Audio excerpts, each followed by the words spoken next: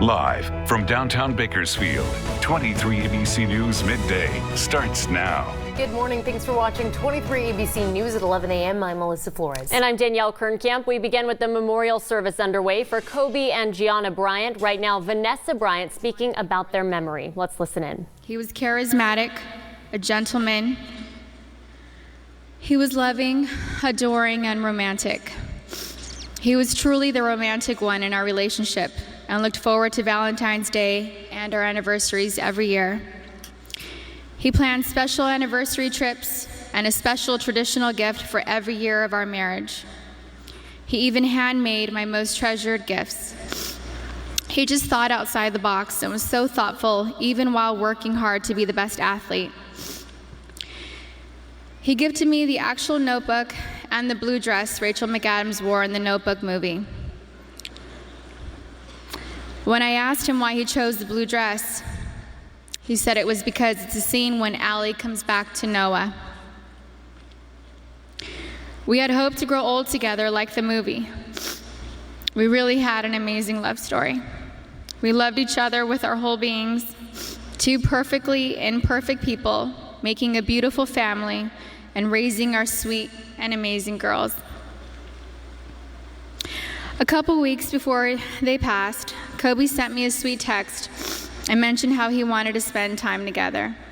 Just the two of us, without our kids, because I'm his best friend first. We never got the chance to do it. We were busy taking care of our girls and just doing our regular, everyday responsibilities. But I'm thankful I have that recent text. It means so much to me. Kobe wanted us to renew our vows. He wanted Natalia to take over his company, and he wanted to travel the world together. We had always talked about how we'd be the fun grandparents to our daughter's children. He would have been the coolest grandpa. Kobe was the MVP of girl dads, or MVD. He never left the toilet seat up. He always told the girls how beautiful and smart they are. He taught them how to be brave and how to keep pushing forward when things get tough. And when Kobe retired from the NBA, he took over dropping off and picking up our girls from school since I was at home pregnant with Bianca and just recently home nursing Capri. When Kobe was still playing, I used to show up an hour early to be the first in line to pick up Natalia and Gianna from school. And I told him he couldn't drop the ball once he took over. He was late one time, and we most definitely let him know that I was never late. So he showed up 1 hour and 20 minutes early after that. He always knew there was room for improvement and wanted to do better. He happily did carpool and enjoyed spending time in the car with our girls. He was a doting father, a father that was hands-on and present. He helped me bathe Bianca and Capri almost every night. He would sing them silly songs in the shower and continue making them laugh and smile as he lathered them in lotion and got them ready for bed. He had magic arms and could put Capri to sleep in only a few minutes. He said he had it down to a science, 8 times up and down our hallway. He loved taking Bianca to Fashion Island and watch her play in the koi pond area, and loved taking her to the park. Their most recent visit to the koi pond was the evening before he and Gigi passed. He shared a love of movies and the breakdown of films with Natalia. He enjoyed renting out theaters and taking Natalia to watch the newest Star Wars movie or Harry Potter films. And they would have movie marathons, and he enjoyed every second of it. He loved your typical tearjerkers, too. He liked watching Stepmom, Steel Magnolias, and Little Women. He had a tender heart. Kobe somehow knew where I was at all times, specifically when I was late to his games. He would worry about me if I wasn't in my seat at the start of each game, and would ask security where I was at the first timeout of the first quarter. And my smart ass would tell him that he wasn't going to drop 81 points within the first 10 minutes of the game.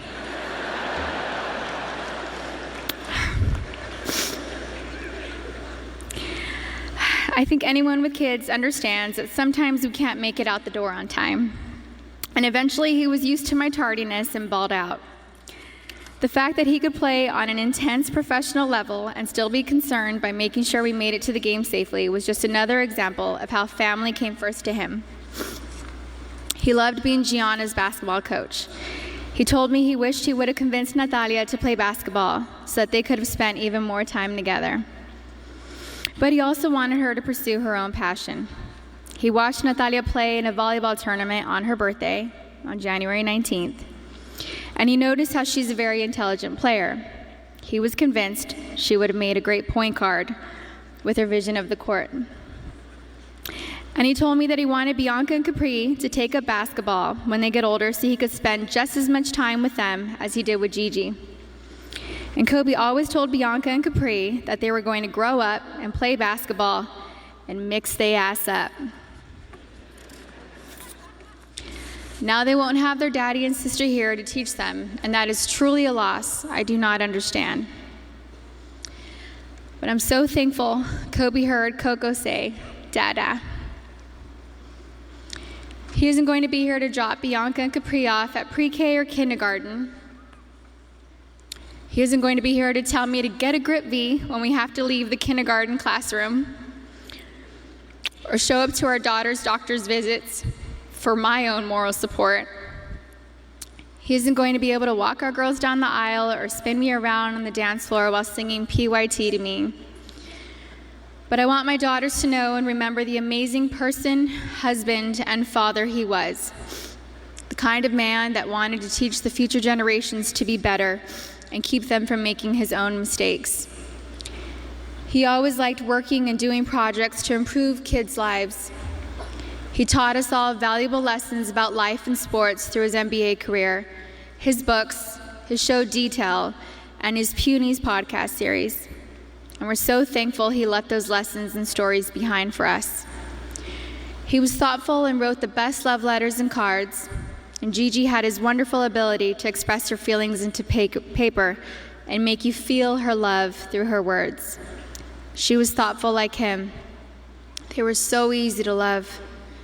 Everyone naturally gravitated towards them. They were funny, happy, silly, and they loved life. They were so full of joy and adventure.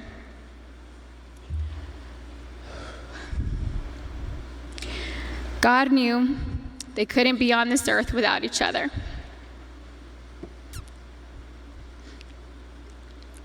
He had to bring them home to heaven together. Babe, you take care of our Gigi. And I got Nani, Bibi, and Coco. We're still the best team. We love and miss you, Boo Boo and Gigi. May you both rest in peace and have fun in heaven until we meet again one day. We love you both and miss you forever and always. Mommy.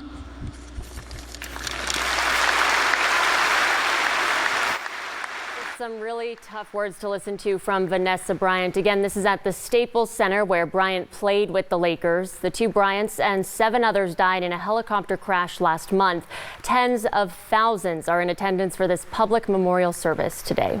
And as family and friends gather at Staples Center, the widow of Kobe Bryant, Vanessa Bryant, who you just saw speak there, has filed a lawsuit against the owner of the helicopter that crashed last month, killing Kobe Bryant, their daughter, and those 7 others. The wrongful death lawsuit claims the pilot was careless and negligent by flying in cloudy conditions when it crashed. Pilot Ara Zobayan was also killed in that crash. We are streaming that memorial service on our website and 23ABC Facebook page if you would like to continue to watch it. Right now, let's bring in Chief Meteorologist Elena Rusk, see what's going on outside for this Monday at this 11 o'clock hour. Elena. Yeah, calm and quiet out there. Some spring-like weather here as we're getting into the end of February. You see a dry weather pattern continuing, but a little bit of a northwesterly flow there, so that's keeping us with those 60s. We had some beautiful clouds at sunrise. Those have cleared out, and we're already up to 60 here in Bakersfield and Maricopa. 50s for the rest of the valley, 50s in Kernville, 50 even just now getting to that mark in Tehachapi. Still 48 there there in Fraser Park and Lebec. So look ahead will show us that temperatures are staying in those 60s, but upper 60s for the afternoon in the valley. Mid 60s in the Kern River Valley, some 70s in the desert, 50s in the South Mountains. But we're all warming up impressively for the rest of the week. I'll show you the possibility to break some records coming up. After deliberating for over 26 hours, the jury has reached a verdict in the Harvey Weinstein case. The 67-year-old was found guilty of committing a criminal sex act involving one woman and rape in the third degree involving another woman. The sentencing guidelines for those charges are probation to 4 years in prison for rape in the third degree and at least 5 years in prison for criminal sexual act in the first degree. Harvey Weinstein is exactly where he should be now, behind bars. Harvey Weinstein has hurt dozens and dozens of people by his sexual, predatory, rapist, violent behavior. And today there could be no other discussion other than Harvey Weinstein is exactly where he should be. The jury acquitted the disgraced movie mogul on the more serious charges of predatory sexual assault. A firefighter, a father, and a son. This afternoon, the family of the firefighter killed in the line of duty welcomes the public to attend a service honoring Captain Raymond Figueroa. The 35-year-old Porterville fire captain, who often went by Ray, is originally from Bakersfield. He died in the library fire last week, along with 25-year-old firefighter Patrick Jones. The fire was started by two teenagers. Both are facing arson-related charges, according to the DA's office. And the Figueroa family is inviting the community to remember Captain Figueroa this afternoon. Visitation will be from 4 to 8 p.m. with a rosary held during this time at 6 o'clock. The funeral mass will be tomorrow morning at 10 a.m. The 2-day services will all be held in Delano at St. Mary's Catholic Church. Captain Figueroa is expected to be laid to rest at the North Kern Cemetery.